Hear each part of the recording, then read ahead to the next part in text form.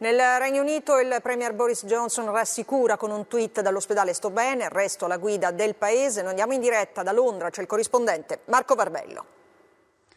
È stato lo stesso Premier dunque a voler rassicurare personalmente nel primo pomeriggio. Nel messaggio si descrive di buon umore, sottoposto a test di routine e comunque precisa continua a guidare il governo. Certo il suo ricovero è stato uno shock per il paese. Ieri alla febbre e alla tosse che si trascinava da una decina di giorni si sarebbe aggiunta una difficoltà respiratoria, da qui la corsa verso l'ospedale. Tornerà presto a Downing Street, dicono i suoi portavoce, ma oggi il comitato per l'emergenza Covid è stato presieduto dal ministro degli esteri Dominic Raab. Intanto il paese si è ritrovato davvero nel messaggio della regina Elisabetta, che ha lasciato il segno. Vediamo perché.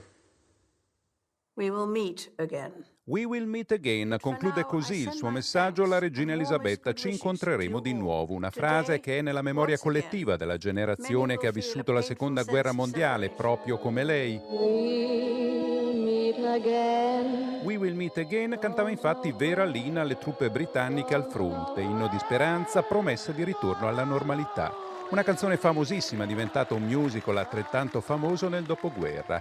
Citandola, la sovrana ultranovantenne ha ricordato la prova più dura che questa nazione ha affrontato nella sua storia recente. Lei c'era sotto le bombe tedesche nella Londra del 1940 assieme al padre, il re Giorgio VI, e al resto della famiglia reale.